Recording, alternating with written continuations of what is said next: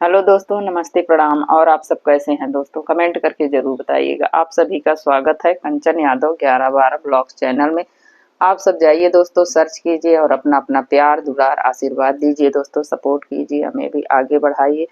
Channel पे नए आए हैं तो सब्सक्राइब कर लीजिए, बेल आइकन को प्रेस कर दीजिए ताकि मेरे वीडियो का नया नोटिफिकेशन दोस्तों आप सब तक सबसे पहले पहुंचे। तो चलिए वीडियो को शुरू करते हैं। तो आज की वीडियो है दोस्तों सोमवती अमावस्या पर हमें क्या करना चाहिए, क्या नहीं करना चाहिए, ये हम जानेंगे। सोमवती अमावस्या दोस्तों, आप सबको पता है कि अमावस्या तिथि जो होती है वो हमारे पूर्वजों के पितरों के निमित्त होती है। इस दिन हमें पितरों के लिए आपको नदी में स्नान करना चाहिए। स्नान, दान, तर्पण मेन माना जाता है अमावस्या तिथि।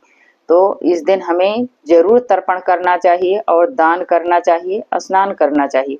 और इस दिन हमें दूध का दान करना चाहिए। और इस दिन अपने घर पर ब्राह्मणों को बुलाकर खीर और पूड़ी का भोजन भी कराना चाहिए। इस दिन कच्चा भोजन नहीं कराना चाहिए दोस्तों, हमें पक्का भोजन करवाना चाहिए।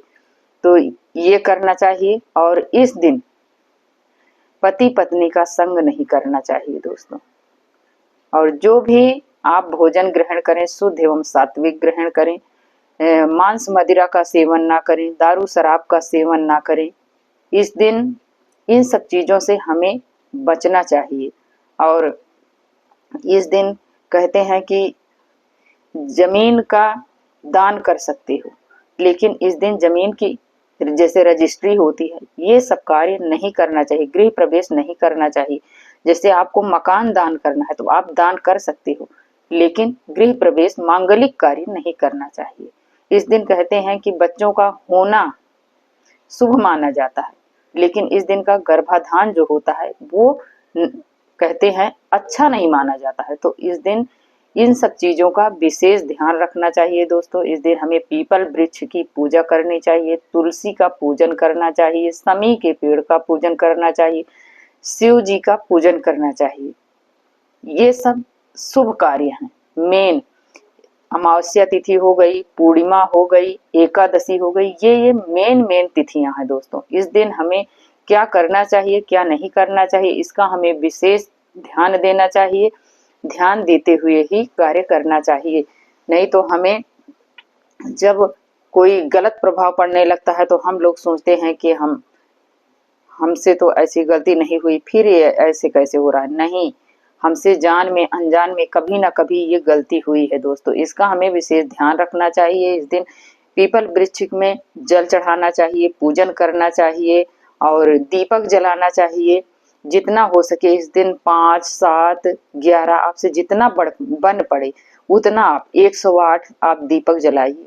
शिवालय में जला दीजिए, नदी तालाब के किनारे जला दीजिए, आकाश के नाम से जला दीजिए और पितरों के नाम से जला दीजिए। अपने किचन में जहाँ आप जल भर कर रखते हो वहां पे जला दीजिए।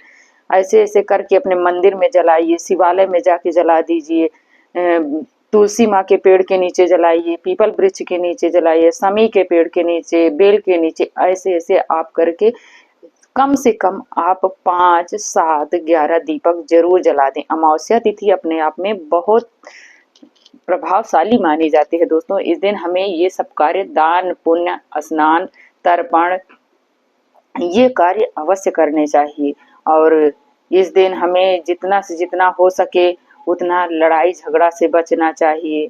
दूसरों के घर का अन्न हमें नहीं खाना चाहिए। इस दिन हो सके तो आप दान कीजिए, लेकिन दूसरों का घर का हमें अनाज नहीं खाना चाहिए दोस्तों। इन सब चीजें एक अमावस्या तिथि, पूर्णिमा, एकादशी पर हमें बचाना चाहिए अपने आप को। इस दिन आप अनाज का दान कीजिए, जूते चप्पल का दान कीजिए, छतरी का दान कीजिए। जैसे गर्मी है तो आप जल का दान कीजिए, शरबत पिलाइए। और जो आपसे बन पड़े आप पैसे का दान भी कर सकते हैं। तो ये सभी कार्य हमें, एक पूर्णिमा तिथि है, अमावस्या तिथि है, एकादशी तिथि, इस दिन हमें ये सब कार्य करना चाहिए दोस्तों। इस दिन हमें सुबह भोर में उठना चाहिए दोस्तों। आप चाहे रोज उठें या ना उठें, लेकिन मेन तिथियों पे आपको सुबह भोर में उठना चाहिए। उठकर आप नदी तालाब है आसपास में, आप उसमें स्नान कीजिए। नहीं है तो आप घर के जल में जिसमें नहा रहे हो उस बाल्टी में आप थोड़ा सा गंगा जल काला तिल डालकर आप स्नान कर लीजिए और साफ स्वच्छ धुला हुआ वस्त्र पहन लीजिए। फिर आप दान पुण्य तर्पण, आपको व्रत करना है तो अपने व्रत का संकल्प ले लीजिए। संकल्प में आपको हाथ में थोड़ा सा जल और पुष्प लेकर अपने नाम गोत्र स्थान और जिस कामना से आप व्रत कर रहे हैं उसको आप बोलकर उस फूल और जल को भगवान जी के चरणों में छोड़ दीजिए। इस दिन सोमवती अमावस्या की दोस्तों कथा मेन मानी जाती है, सुनना चाहिए सभी को। जो व्रत करें वो भी सुने, जो पूजन करके छोड़ देते हैं वैसे अपना खाना पीना खा लेते हैं उन्हें भी इस कथा को अवश्य सुननी चाहिए। इस दिन सोमा धोबन की कथा बहुत प्रचलित है, सबको पता है। इस दिन इस कथा को जरूर सुनना चाहिए। तो ये सभी कार्य हमें अमावस्या तिथि पर करना चाहिए। विष्णु भगवान का पूजन करें, शिव परिवार का पूजन करें, पीपल वृक्ष का पूजन करें, फेरी लगाएं, कम से कम 108 बार आप परिक्रमा लगाएं, 7 बार, 5 बार, 11 बार, जितना जिससे बन पड़ता है उतनी फेरी लगाएं और जल सींचें, शाम को दीपक जलाएं। ये सभी कार्य इस दिन अवश्य करना चाहिए दोस्तों। तो ये रही आज की वीडियो और आप सबको कैसी लगी कमेंट करके जरूर बताइएगा दोस्तों। आप लोग लाइक नहीं करते हैं दोस्तों, आपसे प्लीज आप जरूर कीजिए लाइक। आपकी एक छोटी सी लाइक से हमें बहुत हिम्मत एवं प्रेरणा मिलती है, तो आप जरूर कीजिए। अब मिलते हूँ नेक्स्ट ब्लॉग वीडियो में, तब तक के लिए दोस्तों बाय बाय, राधे राधे।